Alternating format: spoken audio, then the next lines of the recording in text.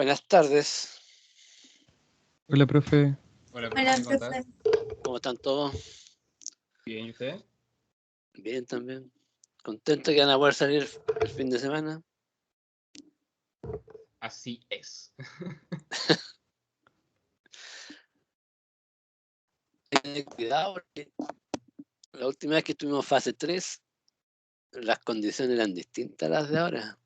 Hay que revisar todo, ¿no? ¿Qué se puede hacer y qué no? Pero salir por lo menos se puede. Bueno, le tengo una mala noticia. Todavía no he terminado de revisar los certámenes, pero no están nada de bueno. Tengo revisado 3 problemas y el promedio de la nota que tengo hasta ahora es un 3,6 de los 3 problemas. Así es que les recomiendo que se pongan a estudiar, ¿ya?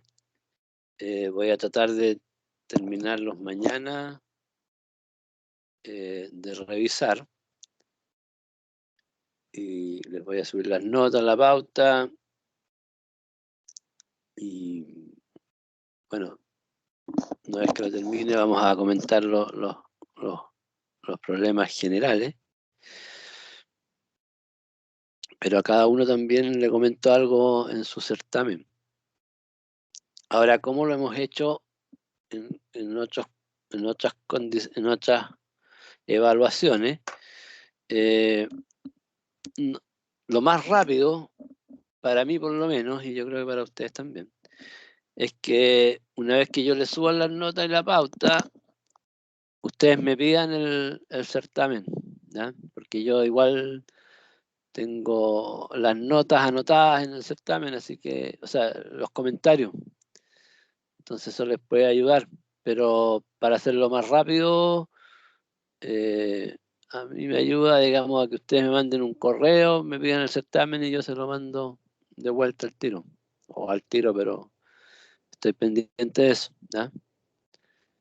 Para que sepan entonces que van a tener la realimentación, pero tienen que pedirla. Ahora el que tiene claro, bueno, no tiene para qué pedirla, pero no tengo ningún problema en mandársela. El tema es que como no tengo la posibilidad de ver los correos por separado, es más complicado para mí. Así es que hacemos eso.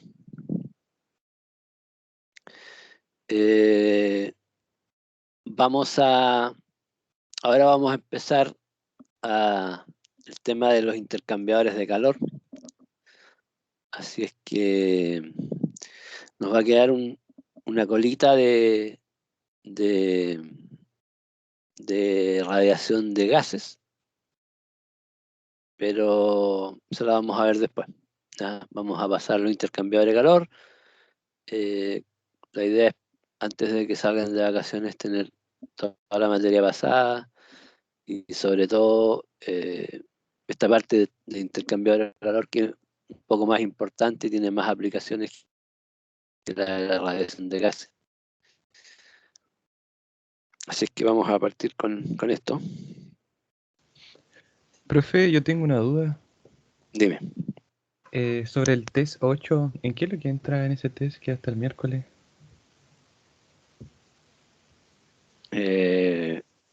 Radiación, Radiación.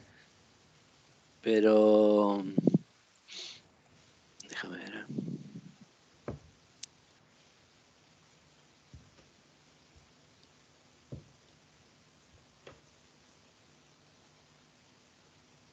No le puse.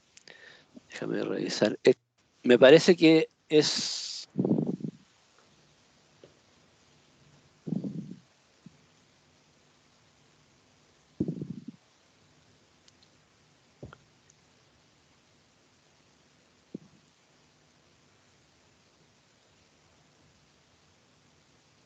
Sí, es solamente hasta los factores de forma.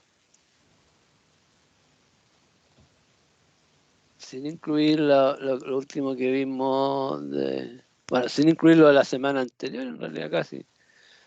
Hasta el cálculo de factores de forma, sin incluir el análisis de cuerpos negros ni de cuerpos grises. Ya. Vale, profe, gracias. Ya.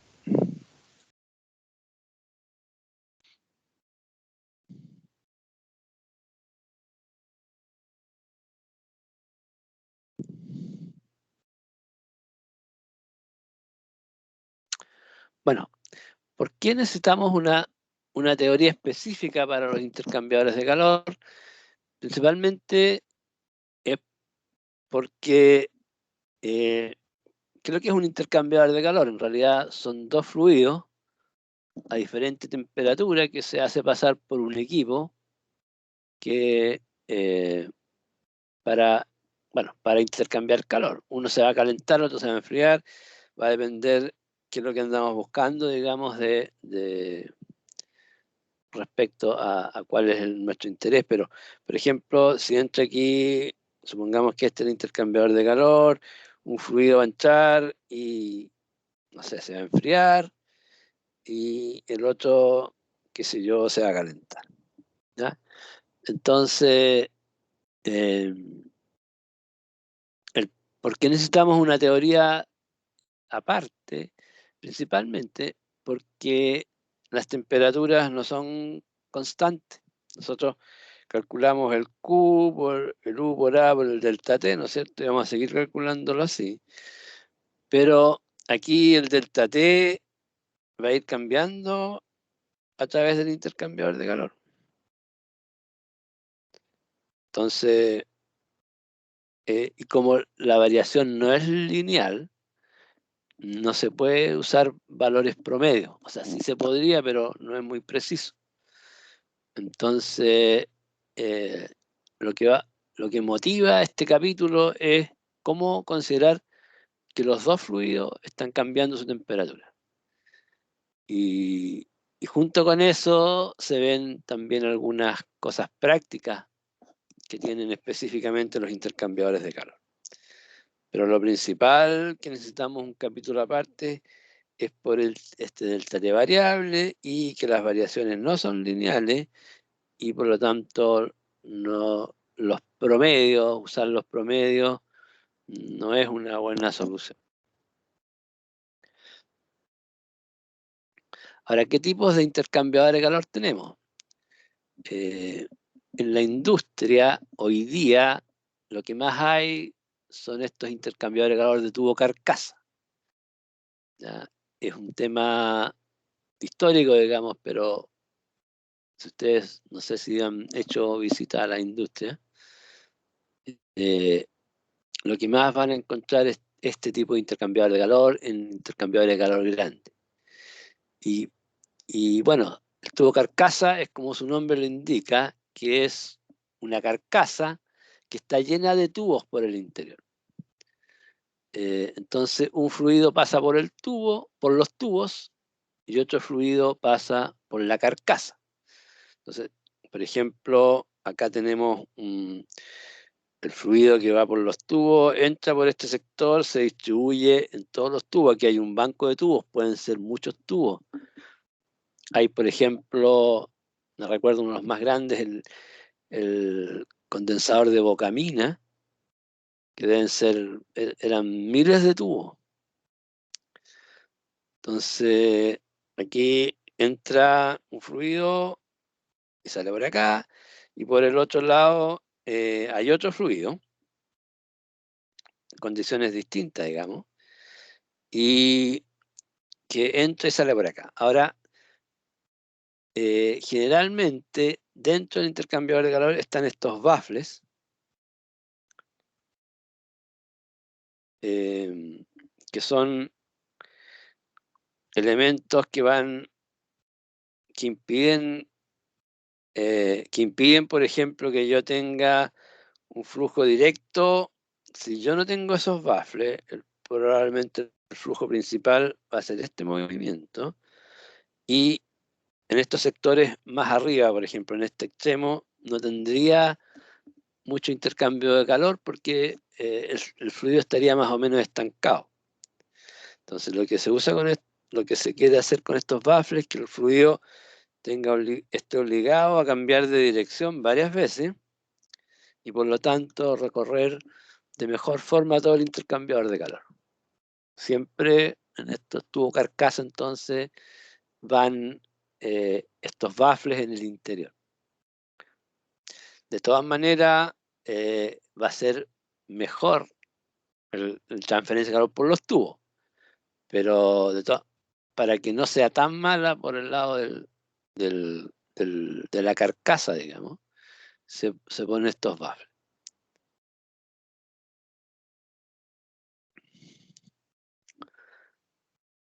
Aquí hay distintos tipos. Si ustedes se fijan, este entraba por un lado y salía por el otro. Este entra por un lado y sale por el mismo lado, por lo menos en los tubos. Es decir, el fluido entra por acá, entra a toda la serie de tubos, a la mitad de los tubos, llega hasta el final y aquí vuelve y de nuevo sale por acá. Aquí esto está separado, los fluidos no se mezclan, entonces el fluido por los tubos está obligado a dar toda la vuelta y volver. Eso se llaman los pasos del intercambiador de calor. Entonces, esto es un intercambiador de calor de 2 pasos por el lado de los tubos. ¿Ah? Porque pasa el fluido que va por los tubos pasa 2 veces por el intercambiador de calor. Ahí pueden haber de 4 pasos, etc. Y por el lado de la carcasa sigue siendo de 1 paso. ¿Ya? Esos baffles no significa que sean pasos distintos. Otro paso sería, se esquematiza porque si ven un fluido de 2 pasos por la carcasa, en los esquemas generalmente que ponen los libros ponen como 2 intercambiadores de calor distintos. Entonces este sería de 2 pasos por los tubos. Aquí hay una foto del intercambiador de calor para que vean, no tanto en esquema, sino que más bien en la realidad. Por ejemplo, si uno mira acá, es probable que este intercambiador de calor sea de 4 pasos por los tubos. ¿Ya? En el caso de que, porque aquí se ve claramente que está separado, entonces por lo menos son 2 pasos, pero pareciera aquí también que aquí también hay una separación. Entonces puede que el fluido vaya hacia el final, vuelva y después haga 4 pasos. Eso habría que verlo, pero puede ser de 2 o de 4 pasos en general. Y ahí se ven los baffles que van a ir cambiando la dirección del flujo por la carcasa.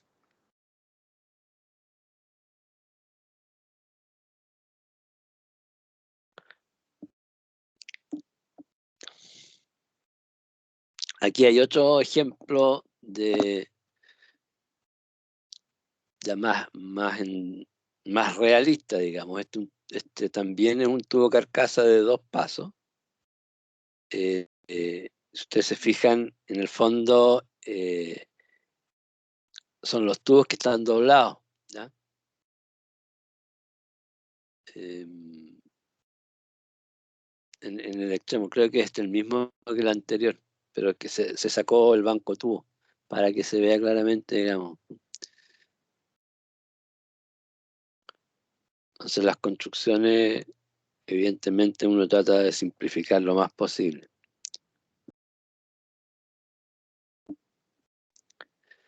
Este es otro tipo de intercambiador de calor que es bien interesante, pero la verdad es que yo no lo he visto mucho. Es un intercambiador de calor de tubos concéntricos. Son 2 tubos, uno va por dentro del otro, y entonces también un fluido va por el dentro del tubo interior y otro fluido va por dentro del tubo exterior. La gracia es que son más compactos. ¿Ya? El problema de los tubos carcasa es que por el lado de la carcasa el coeficiente de transferencia de calor es bajo. Este mejora el coeficiente de transferencia de calor por el lado, el equivalente a la carcasa, porque ya no hay carcasa, sino que es otro tubo. Y el problema de la carcasa es que el fluido pasa a muy baja velocidad y aquí uno puede aumentar la velocidad del fluido en el tubo exterior. Incluso,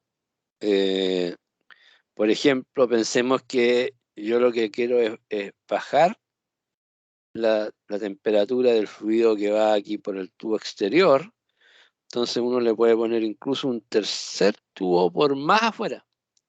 Entonces aquí estaría el fluido caliente, aquí el fluido frío, y aquí en el otro tubo exterior yo podría tener otro fluido frío.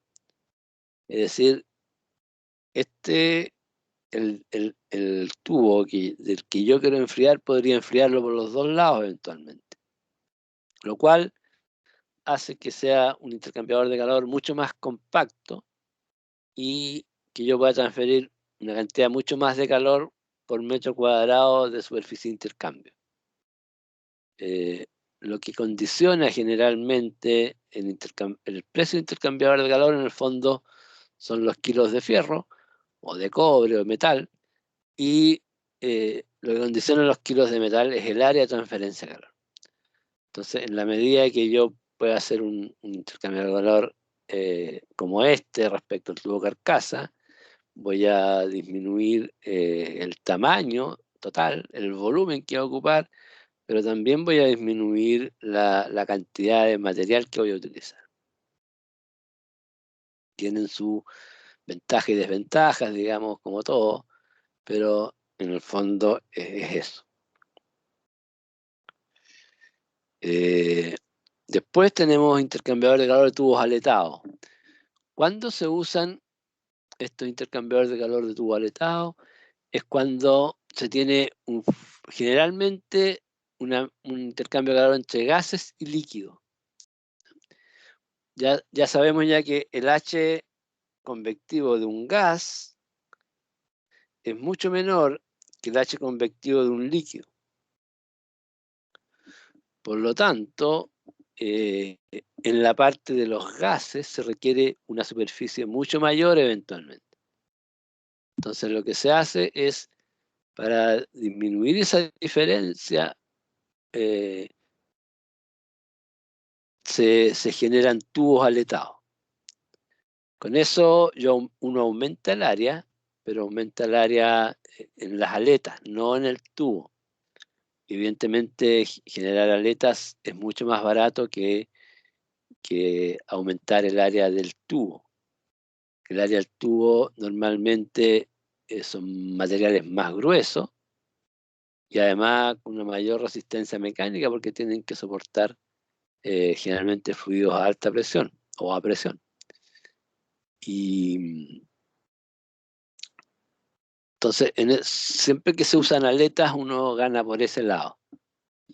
Aquí hay un ejemplo, por ejemplo, de un tubo. Este probablemente sea un intercambiador de calor de un equipo de calefacción, donde, por ejemplo, el agua va por los tubos y el aire pasa por acá, calentándose a través de las aletas principalmente. Aquí hay un tubo aletado directamente, que se usaba antes en calefacción, ya se usa poco. También el tubo, y para aumentar el área, porque aquí estaría fuera el aire, se hacen esas aletas. De acá, estos dos de acá corresponden a intercambiadores de calor. Bueno, el de arriba corresponde a un intercambiador de calor en algún equipo electrónico, seguramente un computador, el CPU de un computador, que se hace pasar agua para refrigerarlo, y además hay unos ventiladores que hacen aumentar la velocidad del aire eventualmente para mejorar el intercambio de calor. Y el otro es similar pero sin ventiladores. Y este es un sistema de enfriamiento de probablemente un motor diésel. Es también un ventilador con un intercambiador de calor ya a alta presión, probablemente, por la forma en que se ve tan grueso, digamos, y tan pesado. Esos son los tubos aletados. Después tenemos el último, los más modernos, que son intercambiadores de calor de placa. Este ya permite este es lo máximo en el sentido de ahorrar, de ahorrar espacio. Son súper compactos. ¿Por qué? Porque el fluido, cada placa, a ver si, por ejemplo, es bien difícil imaginárselo, pero esto se puede ver mejor. Por aquí circula el fluido caliente y por aquí circula el fluido frío. Entonces hay un intercambio de calor entre un intercambiador entre una placa y el otro, circula un fluido frío y un fluido caliente, pero después en la placa que viene acá, supongamos que aquí hay otra placa, pasa el fluido frío de nuevo. Por lo tanto, el intercambio de calor es por los dos lados de cada placa. O sea, se aprovechan, así como los tubos concéntricos, que yo les dije cuando había un tercer tubo concéntrico, pero aquí eso sería como infinitos tubos concéntricos, porque todos la superficie de intercambio de calor se aprovechan por los dos lados. Además, son espacios muy pequeños, sobre los cuales se logran velocidades relativamente altas y por lo tanto se logran buenos coeficientes de intercambio de calor. Entonces, este intercambiador de calor es mucho más eficiente que los otros. Yo me recuerdo, estos son nuevos, pero tampoco son tan nuevos, por lo menos que yo conozco, de hace unos 20 años. Recuerdo una vez los colegas de metalurgia me preguntaron, pensaba que lo estaban estafando porque estaban comprando un intercambiador de calor nuevo y, por ejemplo, y este era el otro intercambiador de calor que tenían era como un ropero, digamos, del volumen, y este era como una maletita, ¿ya? Entonces pensaron que no era capaz de transferir todo el calor que estaban por el otro lado, pero esa es la diferencia que hay entre los volúmenes totales de un intercambiador de calor tubo carcasa con respecto al intercambiador de placa. El problema de los intercambiadores de placa es que aumentan las pérdidas de carga, entender que va a tener mayores pérdidas de carga, y lo otro es que tienen problemas con el ensuciamiento. Este intercambiador de calor aquí es sellado. O sea, yo lo compro, eso que está ahí abierto es para que lo vean en el esquema, pero no lo puedo abrir. Por lo tanto, si se rompe una placa, bueno, se me van a mezclar los fluidos y tengo que botar el intercambiador de calor. Y lo que pasa además es que si va el fluido con algún cierto nivel de suciedad, y si no se puede limpiar bien, se tapan las pasadas, tampoco se pueden reparar. Entonces, ese es el principal problema. Ahora, para hacerle la mantención, se usan estos intercambiadores de calor de placa, pero de este tipo, que sí se pueden sacar las placas. De hecho, estos son los que más se usan en la industria, porque uno tiene los números de placas estándares en la bodega. Puede tener 20 intercambiadores de calor de esos, digamos, y los va armando uno. Estos son, eh, estos son dos cabezales en los extremos y después hay unos pernos aquí. Entonces se aprietan los cabezales contra las placas y se forma el sello por presión solamente. Aquí van soldados, pero aquí es por presión. Entonces, si yo quiero agregarle más placas, si mi intercambiador de calor me quedó chico, simplemente saco uno de los cabezales y le pongo más placas. Si quiero hacerle mantención, saco todas las placas, las limpio, las lavo y después las vuelvo a poner. Si se me rompe una placa, reemplazo la placa que se me rompió y punto. ¿Ya? Entonces son mucho más versátiles, evidentemente son mucho más caros. ¿Ya? Pero si generalmente en la industria se prefiere este tipo porque se paga la diferencia, porque dura más, tengo menos problemas de ensuciamiento, etcétera, etcétera. Ese es más o menos lo que hay en intercambiadores de calor.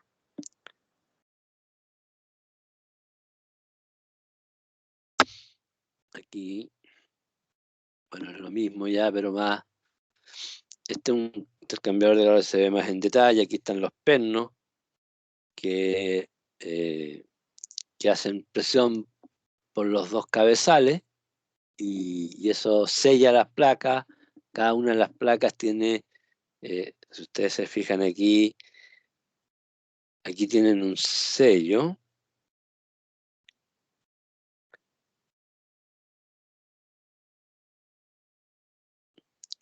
Aquí tienen un sello que me va formando el espacio entre cada placa. En realidad el sello está ahí. Y por el otro lado tiene el otro sello que me va formando el otro canal. Entonces, estos son sellos elásticos y uno aprieta los sellos y queda sellado tanto para que no salga el intercambiador de calor como para que no se pase de un fluido al otro. Entonces, acá está y después uno le pone la entrada y salida de los fluidos. Esta es una foto de los otros sellados. Por ejemplo, si alguien tiene una caldera en la casa, lo más probable es que tenga este intercambiador de calor. Antes las calderas, por ejemplo, las calderas no tenían para agua caliente sanitaria, porque el equipo era muy grande. Pero ahora como estos intercambiadores son tan pequeños que casi todas las calderas de calefacción, chiquititas, esas de muro, también tienen para agua caliente. El intercambiador de calor, ese debe ser, no sé, el tamaño de, no sé, de un libro chico, una cosa así.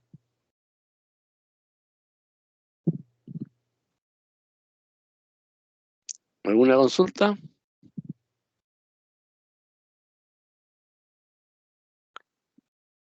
Esta es la aplicación más directa de transferencia de calor, ¿no? Como equipo industrial.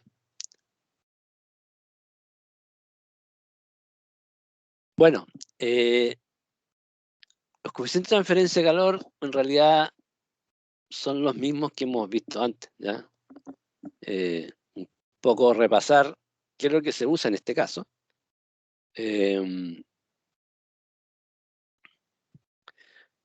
¿Cómo vamos a calcular el flujo, el flujo de calor? Vamos a calcular simplemente como el U por A por delta T, y el U va a ser igual a 1 partido por RT. ¿Ya? Y el RT entonces es la resistencia total del intercambiador de calor, desde un fluido hasta el otro fluido. En general, esa resistencia total tiene todos estos términos. La resistencia interior, que sería la resistencia por convección, por uno de los lados. ¿Ya? Después viene la resistencia de la pared, la pared metálica que separa los dos líquidos o los dos fluidos. Después viene una RE, que es una resistencia adicional del ensuciamiento. A ver.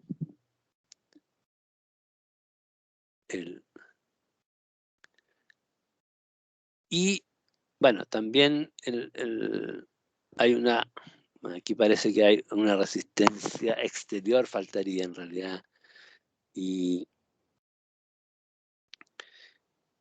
No, perdón, el RE es la resistencia exterior. Esto es lo que conocemos normalmente Y en el tema del intercambiador de calor se agrega esa resistencia que puede ser por suciedad o por incrustaciones, ¿ya? Esto va en realidad entre medio de los dos, en el R-pared, digamos, por los dos lados, se puede ensuciar. A medida que va pasando el tiempo, los líquidos generan depósitos. Por ejemplo, el agua genera, si ustedes se fijan en la tetera, en los hervidores, se va formando una capa blanca, digamos, de material que en los intercambiadores de calor eso está todo el día fluyendo y se va pegando a la superficie. Y eso genera una resistencia adicional. En los, por ejemplo, cuando se usan materiales así como petróleo, aceite, también se van acumulando material en la superficie. Entonces lo que se hace, cada cierto tiempo se hace un mantenimiento y se limpian las superficies. Pero entonces este R de incrustaciones en general va aumentando hasta desde una mantención a otra hasta que en algún momento se lava y vuelve a la condición original, ¿ya? Pero va a ir disminuyendo cada vez más el poder de transferir calor. La cantidad de calor que se transfiere respecto a la cantidad máxima nos da la eficiencia del intercambiador de calor. Entonces, en la industria lo que se hace un seguimiento de la eficiencia y en mantención predictiva lo que se hace es llegar a un cierto nivel de ensuciamiento, se decide intervenir y limpiar el intercambiador de calor. Para el caso de este caso de una superficie plana, para el caso de tubo carcasa es lo mismo, digamos, pero teniendo en cuenta que se van modificando las áreas. En el fondo es lo mismo de las resistencias, pero en coordenadas cilíndricas. Y aquí es una sola resistencia total por ensuciamiento, pero aquí como son coordenadas cilíndricas se separa en dos porque están relacionadas con áreas distintas. Entonces, este es el fluido interior y este es el fluido exterior. Y el resto es todo lo mismo que hemos visto en los coeficientes convectivos, digamos. Esta es la resistencia por convección, esta es la del ensuciamiento, esta es la del material, digamos, del metal, ensuciamiento exterior y convección exterior. Ahora, estos valores son poco conocidos, ¿ya? Recuerden que esta resistencia va a ir cambiando, por lo tanto, uno diseña, digamos, no es tan relevante, porque si se le ensucia muy rápido, bueno, lo que tiene que hacer es hacer mantenciones más seguidas. Entonces no hay tanta información sobre esa resistencia de ensuciamiento, porque puede ir, como digo, desde 0 a, no sé, un valor máximo que uno decía ya que no es tolerable.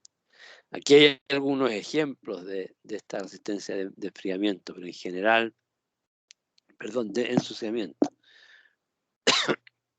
Uno debería buscar la literatura de especialidad, de acuerdo a qué tipo de industria estamos hablando, de qué tipo de fluido, para encontrar un valor mejor, digamos.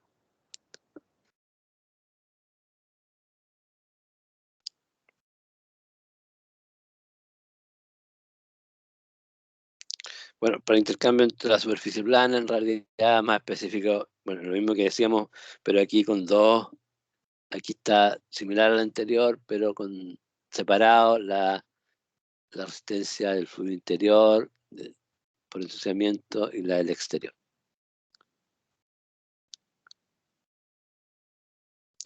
Ahora, como hemos visto, una forma simplificada es solamente considerar las convecciones, ¿ya? ¿Por qué? Porque sabemos que este valor es muy pequeño. Recuérdense que qué sé yo, el espesor es del orden de, pensemos en un par de milímetros, 2 por 10 a la menos 3, y si uso los intercambiadores de calor se hacen con cobre, por ejemplo. La conductividad del cobre es del orden de 300, 270 y algo, 290. Entonces esa resistencia es 2 por 10 a la menos 3 dividido por 300, es muy baja. Por lo tanto, a veces uno la puede despreciar. Y para hacer cálculos rápidos, simplemente considera los dos coeficientes convectivos, el interior y el exterior.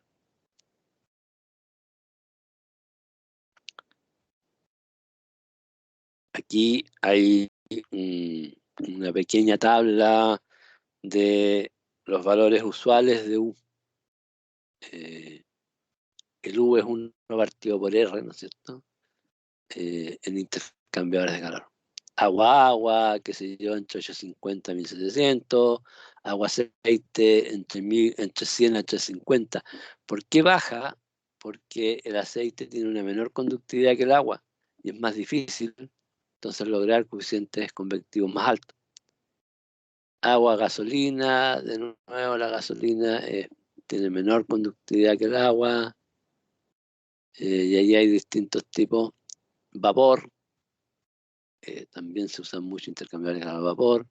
Condensador de vapor de agua, recuerden que aquí cuando hay cambio de fase, los coeficientes convectivos aumentan mucho, por lo tanto el U también aumenta. Bueno, ahí hay diferentes gases. Un intercambiador de calor gas-gas tiene un U muy pequeño por lo mismo, porque el H es muy pequeño. La conductividad de los gases es mucho más pequeña que lo de los líquidos y por lo tanto, como la conductividad es pequeña, los coeficientes de transferencia de calor por convección también son pequeños.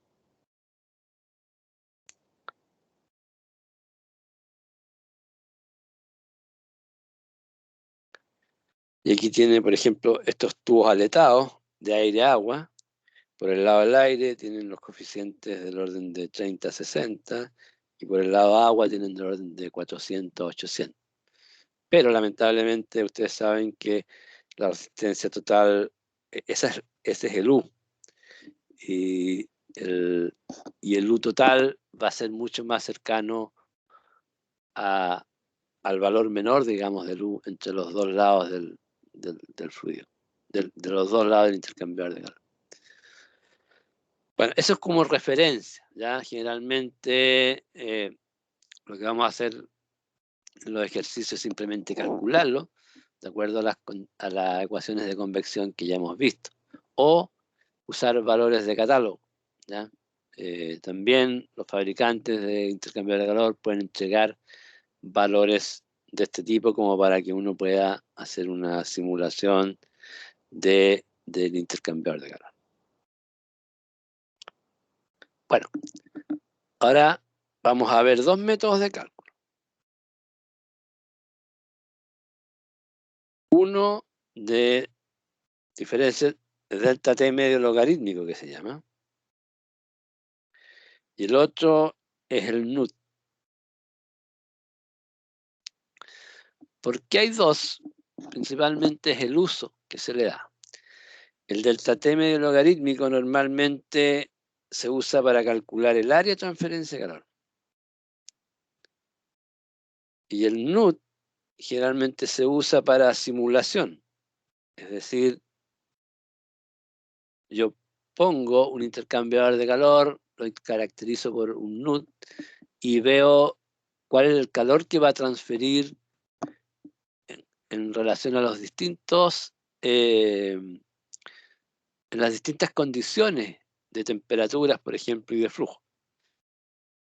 En cambio acá, yo, para ese método del T medio logarítmico, yo me impongo una cantidad de calor que quiero transferir y con ese método calculo cuál es el área. Entonces este se usaría para diseño y este se usa para simulación.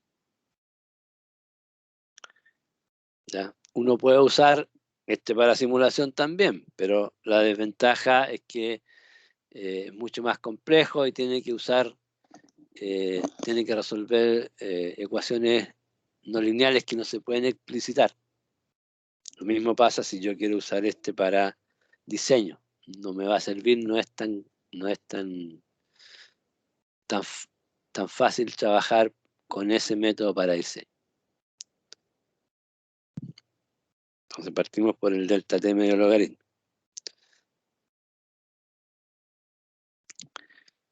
Vamos a dibujar los intercambiadores de calor. Aquí asumimos que este, por ejemplo, es la longitud del intercambiador de calor.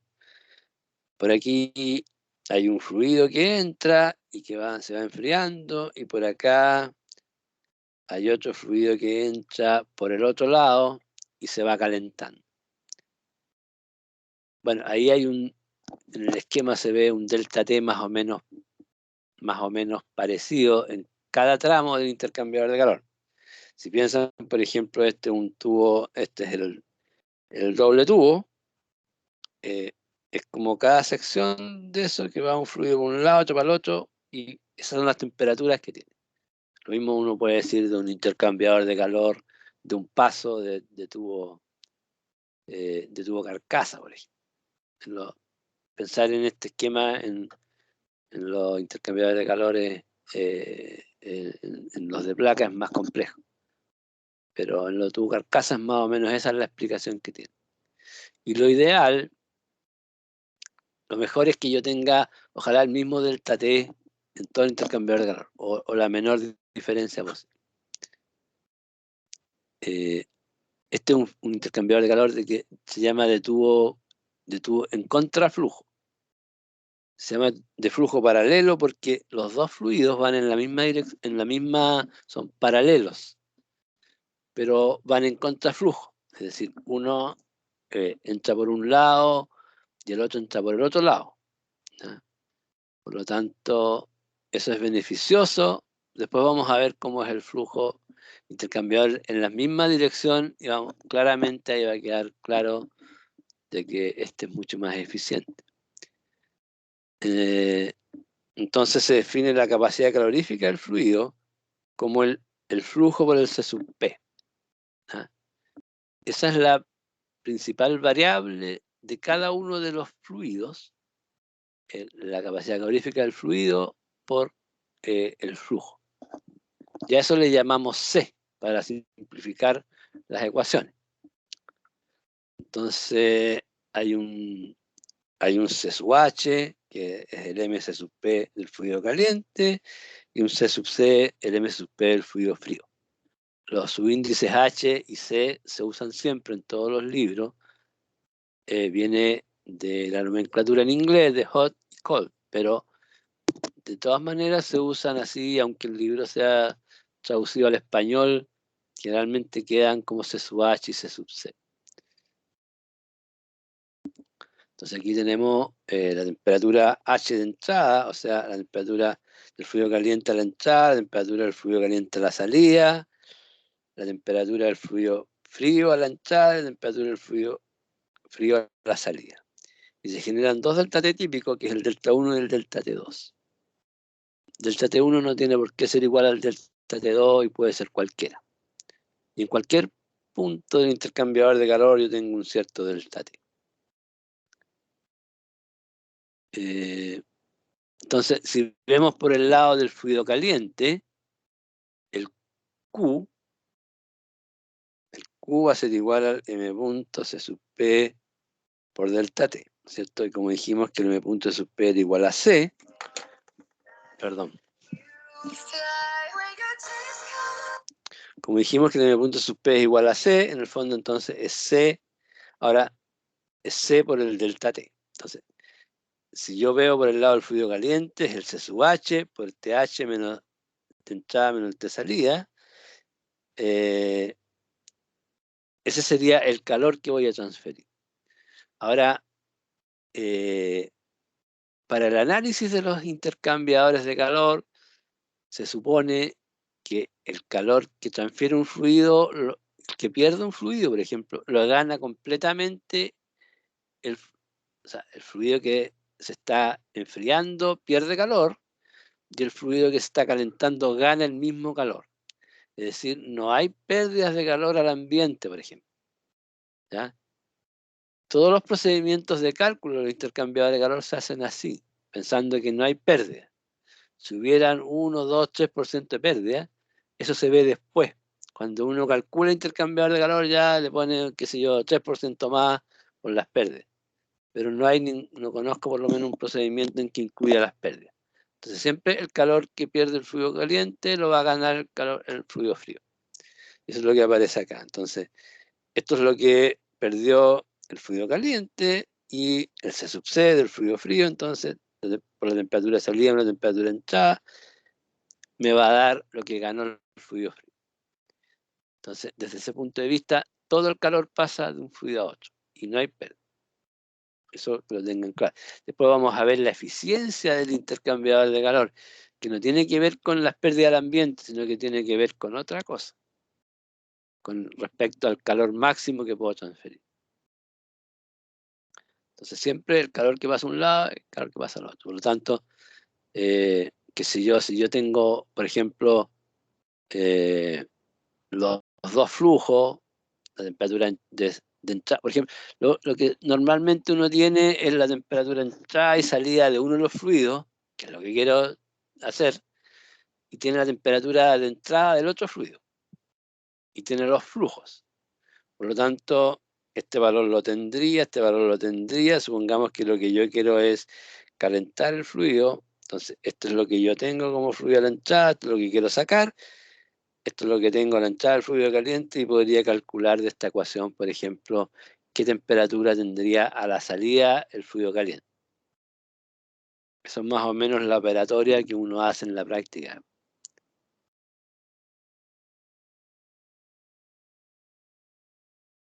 Entonces, eso es más o menos para entender. Y ahora veamos cómo calculamos el intercambiador de calor. Para el cálculo de este método de la diferencia media logarítmica, vamos a basarnos en un intercambiador de calor de flujo en la misma dirección, flujo paralelo, pero en la misma dirección. ¿Ya? Es decir, los dos fluidos entran por el mismo lado. Si ustedes se fijan, es poco eficiente porque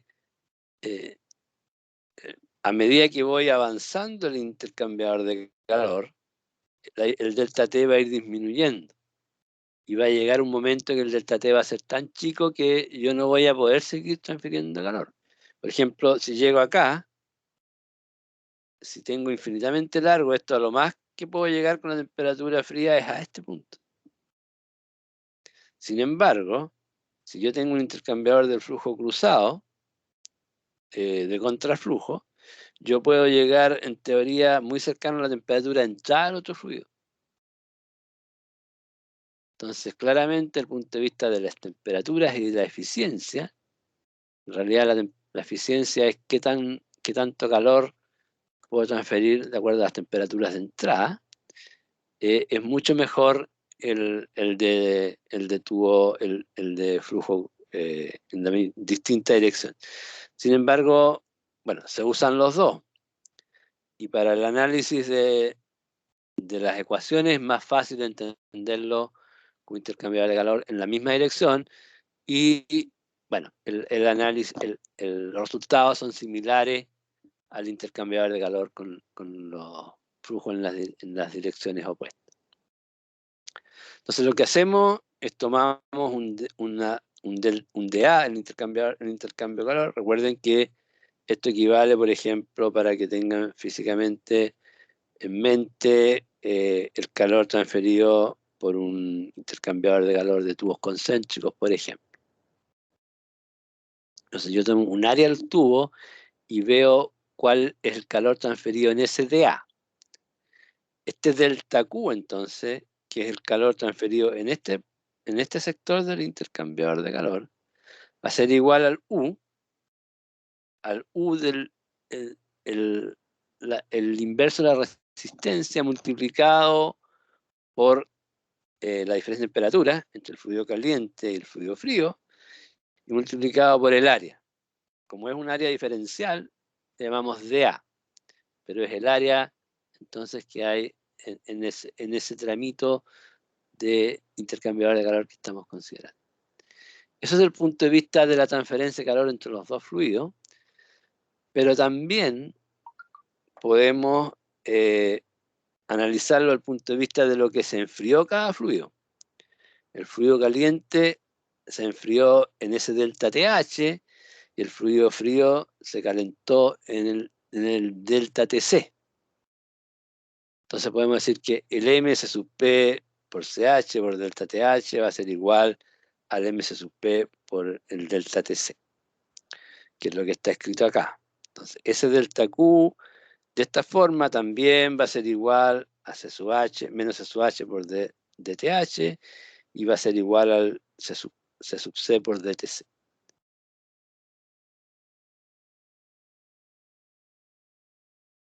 Y despejamos DTH y DTC y nos queda que DTH es igual a dQ partido por C sub H y DTC es igual a dQ partido por C sub C. Lo único es el signo porque un fluido se está enfriando y el otro calentando. Esa es la única diferencia. Por favor, si tienen alguna duda, me consultan. Bueno, aquí hay una serie de pasos algebraicos que no me voy a referir. En cualquier libro de transferencia de calor lo pueden encontrar, pero una vez que tenemos planteado esto, trabajando las ecuaciones en forma algebraica, podemos llegar finalmente a este resultado, que es el resultado final con que se diseña y se calcula el intercambiador de calor. Entonces, al final se llega a un delta T medio, pero no es un delta T medio como las variaciones no son lineales, no es un delta T medio aritmético, sino que es un delta T medio logarítmico, ¿ya? Y que se obtiene mediante esta ecuación. Y esto se llega simplemente a partir de, creo que en los apuntes hay un poco más de detalle, pero en los libros está el detalle completo. A partir de todas estas ecuaciones se resuelve la ecuación diferencial y finalmente se llega a una expresión como esta, donde el Q es igual a U por A por este delta T1 menos delta T2 partido por el logaritmo natural delta T1 partido por delta T2. Y eso se separa y se usa este como parámetro principal, que es el delta T medio logarítmico. Este delta T medio logarítmico se va a parecer de alguna forma al delta T promedio entre los dos fluidos, ¿ah? O sea, si alguien se enreda con los cálculos, por favor verifiquen ese tema, porque nunca va a ser muy diferente. Pero evidentemente con esa formulación yo voy a mejorar la precisión del resultado, ¿ya? Porque no es lineal. Pero pueden verificarlo sin problema, calculando los delta T, simplemente la temperatura media del fluido 1 menos la temperatura media del fluido 2, no puede alejarse mucho de este delta T medio logaritmo. Entonces, para que tengan sentido físico, sigue siendo U por A por delta T, un delta T medio, pero calculado con una precisión mayor, pensando en que las variaciones no son lineales, las variaciones en las temperaturas. Ahora, si yo hago un intercambiador de calor de flujo paralelo en contraflujo, la ecuación es la misma, ¿ya? Por lo tanto, este es válido para flujo paralelo, pero puede ser en la misma dirección o en la dirección contraria. La única condición que tiene que ser flujo paralelo. Entonces, insisto, lo que hay que entender, lo que hay que aprender aquí para ahora la aplicación práctica son estas dos ecuaciones. Y evidentemente los balances térmicos probablemente los vayan a necesitar también para calcular el delta T1 y el delta T2. El delta T1 aquí es el delta T en uno de los extremos y el delta T2 y el delta T en el otro extremo. Da lo mismo que pongan el delta T1 en cualquier parte. ¿Ya? Si ustedes ponen delta T2 acá, el delta T1 acá, bueno, el resultado numérico le va a dar lo mismo. ¿Ya?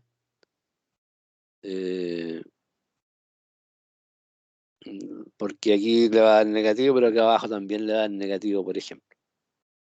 Así es que no cambian nada, no es necesario pensar dónde el delta T1 y el delta T2. Cualquiera de los dos puede ser el delta T1 y el otro el delta T2.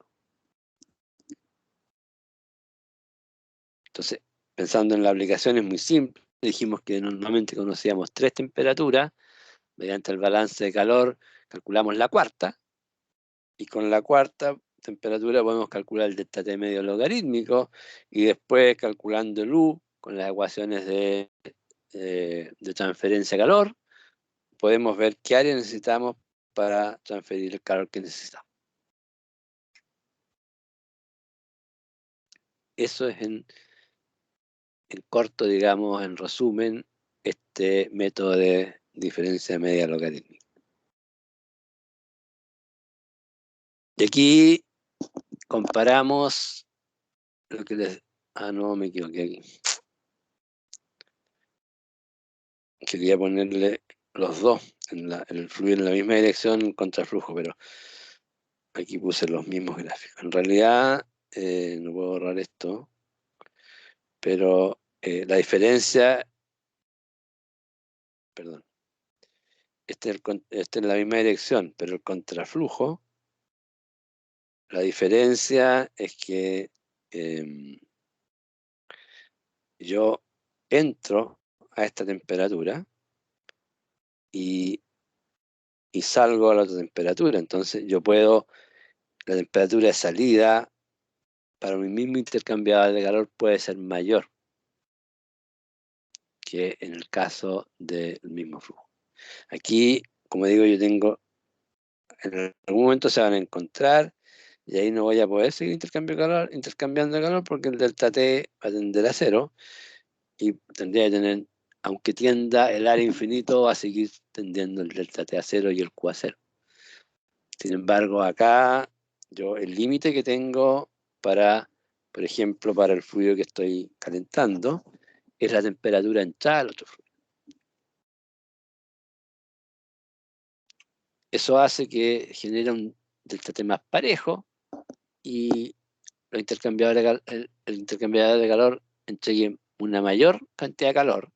Y por otro lado, con esto puedo llegar a temperaturas más altas también, en el caso del contraflujo. O sea, tiene todas las ventajas el contraflujo. Es muy raro encontrar un intercambiador de calor en la misma dirección. Pero, bueno, como es un ejercicio, tenemos que aprender a usar los dos tipos de intercambiador de calor existentes. Pero si yo voy a diseñar uno, lo diseñaría en contraflujo, salvo que, por ejemplo, no sé, me cueste mucho salir por el otro lado del intercambiador de calor y quiera salir por el mismo lado, entrar los dos fluidos por el mismo lado, que no tenga acceso o difícil acceso, etc.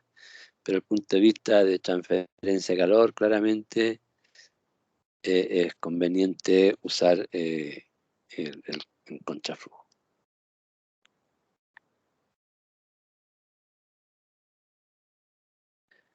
Ahora, ¿qué pasa para los otros intercambiadores de calor? Y esto es recuerden que lo anterior es solamente para los intercambiadores de calor de paralelos, pero también existen intercambiadores de calor de flujo cruzado y mixto. El flujo cruzado es, por ejemplo, ahí lo vamos a ver después, es por ejemplo esos tubos aletados, son tubos cruzados o mixtos. Un tubo carcasa también es como un híbrido entre los dos. Entonces, en ese caso, mantenemos la misma formulación, pero el delta T medio logarítmico lo multiplicamos por un factor de corrección. Ese factor de corrección es más bien empírico.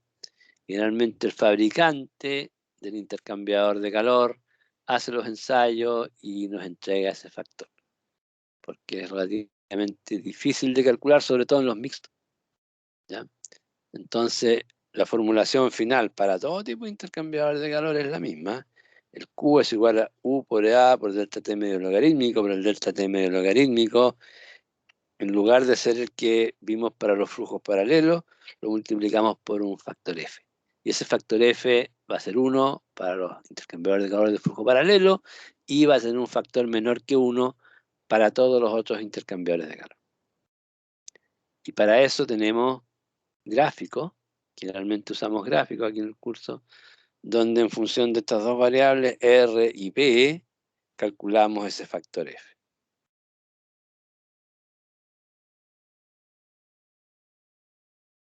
Aquí tenemos algunos gráficos, por ejemplo, este es un tubo carcasa, este sería, por ejemplo, el de acá es un paso por la carcasa y 2 pasos por los tubos. Entonces yo calculo el P y el R y veo cuál es el F. Y ese es el F que voy a multiplicar al delta T medio logarítmico que voy a calcular de acuerdo a la ecuación que vimos antes. Este puede ser de 2 pasos por los tubos o puede ser 4, 6, cualquier múltiplo par, digamos. Es como repetir varias veces el intercambiador de calor. Y este otro ejemplo de gráfico es para un tubo 2 pasos por la carcasa y cualquier múltiplo de tubo. ¿Se acuerdan que yo les dije que en la carcasa, en general, esto no es un paso en los baffles, sino que es una desviación del flujo? Y en los esquemas aparece como si fueran 2 carcasas distintas. Pero en el fondo es el agua, el fluido entra por aquí y se mete por otra carcasa y sale por el otro lado. Entonces, son 2 pasos por la carcasa y cualquier múltiplo de 4 por los tubos. Porque aquí tengo que tener 2 por una carcasa y 2 por la otra. O sea, puede ser 4, 8, 16. Y es el mismo gráfico. Entonces ahí generalmente, de todas maneras, los valores del F andan bastante cerca de 1. No tendría mucho sentido diseñar un intercambiador de calor con F muy bajos.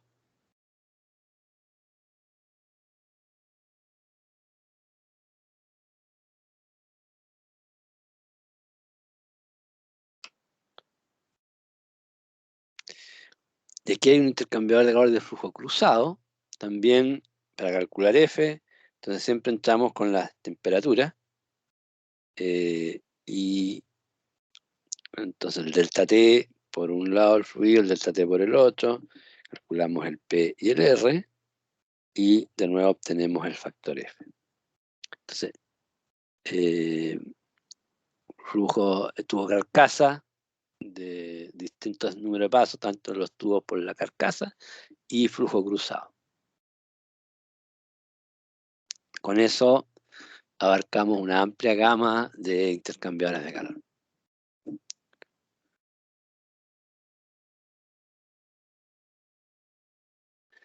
Para terminar el tema de la diferencia media logarítmica, un ejemplo muy simple de cómo uno calcula con esto. Por ejemplo, tenemos un intercambiador de calor de flujo paralelo en contraflujo. Recuerden que el flujo paralelo es que son paralelos los dos fluidos, pero puede ser en contraflujo o puede ser en el flujo en la misma dirección. Este es el contraflujo que es el más eficiente. Entonces transfiere calor desde un fluido que se calienta en un banco de colectores solares, por poner un ejemplo aplicado, digamos, con agua con glicol, al agua que voy a usar para el agua caliente sanitaria en un edificio, ¿ya? Entonces, suponemos que yo tengo un flujo de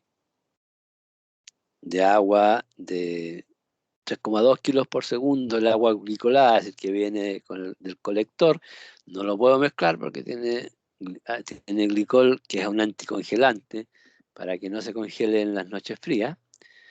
Y tomo el agua de la red, por ejemplo, que tiene 18 grados y en un flujo de 3 kilos por segundo. Y yo lo que quiero es calentar esa agua de la red hasta 40 grados. Entonces, y el U del intercambiador de calor que yo seleccioné es 500. Entonces lo que quiero es calcular qué área necesito ese intercambiador de calor para poder calentar el agua de 18 a los 40 grados con un agua que viene del calefactor solar a 75 grados y con un C sub P un poco más bajo que el agua. Entonces lo primero que hacemos, esto es más o menos estándar en todos los cálculos, se calculan los dos C. Y desde el punto de sub P los dos fluidos. Entonces el agua glicol es 3.2, que era el flujo, por 3.300 que es el C sub P, y me da, perdón, 10.560 watts por grado Celsius. Y en el agua que voy a calentar, el agua sanitaria, es 3 por 4.180, me da 12.540 watts por grado Celsius. Esos son los flujos de agua, el MC sub P, el C. Ahora, ¿cuál es el calor que yo voy a transferir? Lo puedo calcular por cualquiera de los dos lados, recuerden que es el mismo. Como la condición que yo tengo es el agua que yo quiero calentar, que conozco la temperatura de entrada y la temperatura de salida, entonces voy a calcular el calor que tengo que transferir con ese lado, y después calculo a qué temperatura va a salir el agua que viene del colector.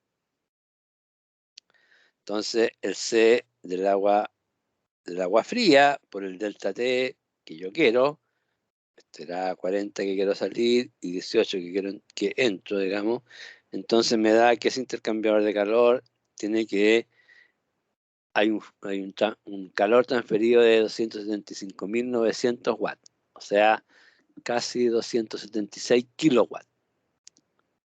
Entonces tengo que ver ahora un intercambiador de calor que tiene 500 watts por metro cuadrado de grado Celsius, cuál es el área que necesito. Primero calculo la temperatura de salida del agua caliente, que va a ser la misma, que la temperatura, el calor va a ser el mismo calor que le voy a entregar al agua fría. Por lo tanto, planteo la ecuación del calor del agua caliente, tengo el Q y tengo la temperatura de entrada, y por lo tanto de aquí puedo despejar la temperatura de salida. O sea, temperatura de salida igual a temperatura de entrada menos Q partido por C sub H, y me da que sale a 48.8. Entonces, como conozco las 4 temperaturas, puedo calcular ahora el delta T medio logarítmico. ¿Ah? Haciendo un resumen, aquí entramos a 18, se sale a, ¿cuánto dijimos? A 40, que es lo que buscamos. Aquí entra a 75 y sale a 48.8. Entonces aquí tenemos un delta T y aquí tenemos el otro delta T. Un delta T es 35, el otro delta T es 30.8. Entonces el delta T medio logarítmico va a ser delta T1 menos delta T2 partido por el logaritmo natural de delta T1 partido por delta T2. Y eso nos da 32.9. Si ustedes hacen el promedio entre delta T1 y delta T2, como les dije, tiene que dar similar. ¿Tá? 35 más 30.8 dividido por 2 nos da 32.9. En realidad nos da justo el mismo, pero es una coincidencia. ¿Ah? Es una coincidencia, no siempre da tan preciso. Y es una coincidencia porque, bueno, si lo calculamos con más decimales ya no va a seguir siendo exacto, pero es porque el delta T1 es más o menos parecido al delta T2. Eso es lo que les decía yo, se logran las máximas eficiencias cuando los delta T son similares. Entonces Entonces tenemos el delta T medio logarítmico, que es 32.9, y con esto calculamos el área que necesitamos. Entonces el área sería el Q, que son el 275.900, dividido por el U, que eran 500, y dividido por el delta T medio logaritmo, que es 32.9. Y eso me indica que yo necesito 16,77 metros cuadrados de superficie de intercambio de calor para poder hacer ese intercambio de calor con un intercambiador de calor que tiene un U de 500. El U uno lo puede calcular con las ecuaciones o lo puede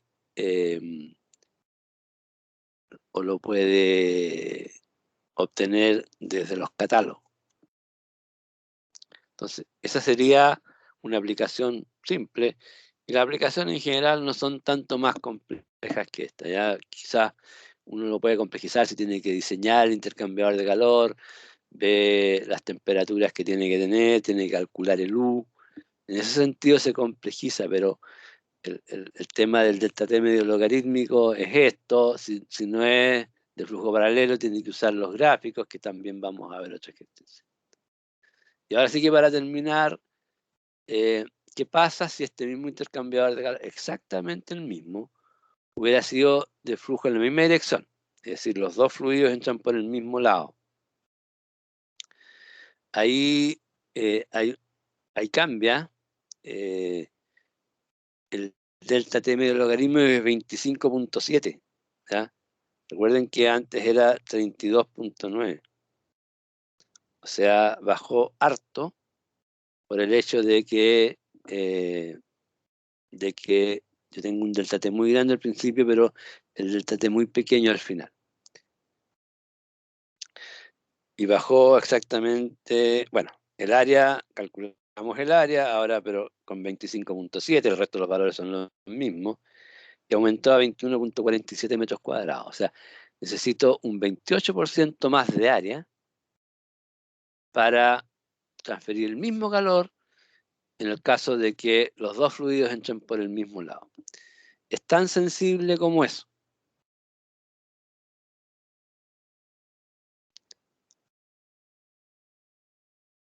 Ahora aquí hay una pequeña tarea que dice calcular qué pasa si yo quiero sacar el agua a 45 grados.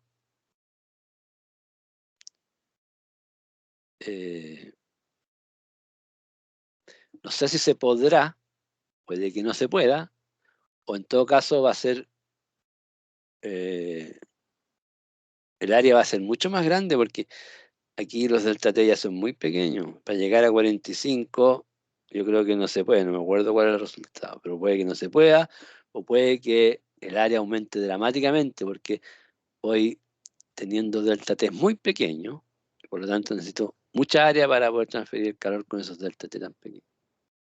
Si bien es cierto, transfiero más al principio, pero después, al final, se me complica mucho. ¿Alguna consulta hasta acá?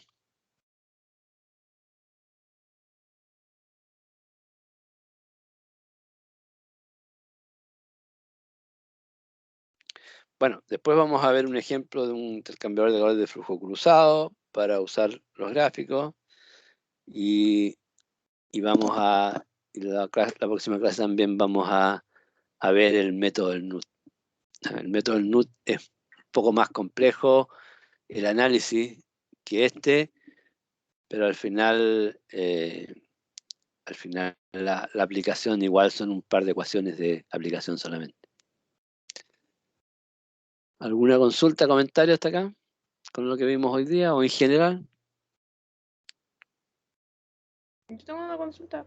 Dime. Sobre ¿va a ser el miércoles en la mañana o en la tarde? ¿El certamen? Sí. ¿En la otra semana? Sí. Sí. ¿No en el horario clase? No nos vamos a meter en otros horarios. Ah, ya, perfecto. Gracias. Sí, ¿ya? Profe, ¿y el certamen entraría hasta esto, intercambiador de calor? Es una semana antes del certamen. O sea, hasta lo que veamos este miércoles. Ya. Y seguramente, bueno, vamos a alcanzar a ver ahí el otro capítulo del método NUT, así que sería hasta los intercambiadores. Claro. Ya, vale, profe. Ya, Profe, ¿sí? una consulta técnica. El otro día usted mostró un Excel con las notas de los test. ¿Ya? Es que tengo la duda de qué notas llevo por el hecho de que hay algunos que no me dice que aún se están revisando, pero recuerdo haber visto la nota de ese en su plantilla Excel. ¿Tú dices que la que está publicada no es la misma? No que no es la misma, solo que no la veo publicada. O quizá vi mal su plantilla Excel. ¿La podría mostrar, por favor? Es que yo creo que está publicado. A lo mejor no la encontraste. Notas para Canvas, dice. Al final.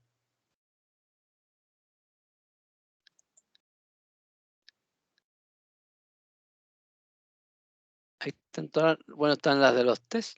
Ahora me parece. Quizá se me había bloqueado eso. Gracias O a igual. lo mejor miraste por otro lado, porque esto está desde. Puede ser eso igual. Puede ser A lo que haya mejor visto en estaba buscando en calificaciones otro. directamente. Pero bueno, ahí las pongo porque es un lío para mí tratar de modificar las. Prefiero ponerlo acá, digamos. Ahora tengo, como digo, ojalá apenas pueda les voy a poner la nota del certamen. Pero les recomiendo que estudien. Hay algunos que yo creo que tienen que estudiar a partir desde cero porque se ve que hay cosas fundamentales que no la manejan. Tengo, como digo, un promedio de lo que yo he corregido los 3 problemas, un 3,6. Y el rango es de entre 1 a 6,4. O sea, hay un par de alumnos que tienen un 1, o sea, no tienen nada bueno. Y yo soy bien. Me cuesta poner 0 puntos en un ejercicio. Bueno, el que tiene un 1 es porque probablemente tenga solamente resuelto el 4. No todos hicieron todos los ejercicios, que ese no lo corregí otra vez. Pero bueno, yo les recomiendo que empiecen a estudiar desde ya, tienen 10 días.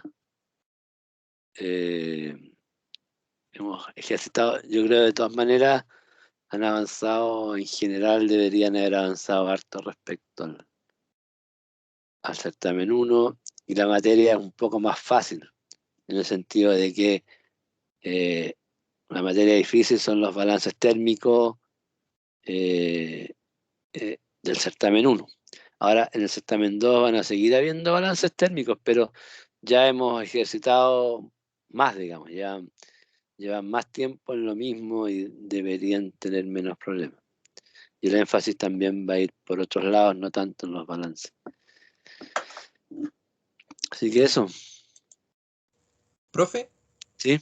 una consulta así como que no quiere la cosa. ¿Se va a eliminar alguna nota de test mala así como para poder mejorar un poquito el promedio?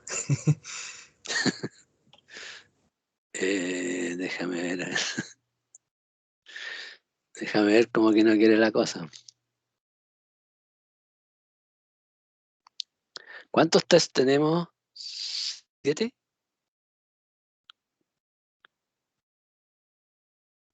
Bueno, Siete. es probable que elimine un test, ¿ya? 1 o 2 test. Tenemos 7 hechos actualmente y ahora el miércoles sería el octavo. Sí. Es probable que elimine 1 o 2 porque hay hartos que no hicieron los test, ¿ya? Entonces, como eran muy seguidos, de repente decidieron ponderar, digamos, otros estudios, estudiar otra materia, tenían evaluaciones con mayor ponderación. Así es que podemos eliminar 2, yo creo. ¿Está bien con eso, no? Gracias, profe. Sí, súper. Con 2 menos sería ¿Serían los 2 inferiores de cada alumno? Sí, sí. Ya, perfecto. Mucho mejor. No le estoy regalando nada, yo creo que es lo que se merecen, porque igual el semestre es complicado y bueno, lo importante es tener la nota de los que se pudieron preparar, ¿no? Así es que no es un regalo, se lo han ganado. Yo creo que los que han trabajado, uno nota las diferencias, hay buenas soluciones, hay buen avance, y los que no han trabajado más, bueno, no sé, tendrán sus razones y también serán válidas, pero los que han trabajado bien, yo creo que han aprovechado bien y si algún momento tuvieron sobre carga, digamos, de otro ramo, no tengo problema en borrarle 2 test. Bien, otra cosa. Borrar un certamen, sí que no. ¿Alguna otra cosa? Bien, nos vemos entonces el miércoles. Ahí yo creo que cerramos el tema de los intercambiadores de calor. Y con eso cerramos también la materia que entra para el certamen. Bien, nos vemos, que estén bien entonces y cuídense. Chao, profe, que esté bien. Chao, profe. Chao.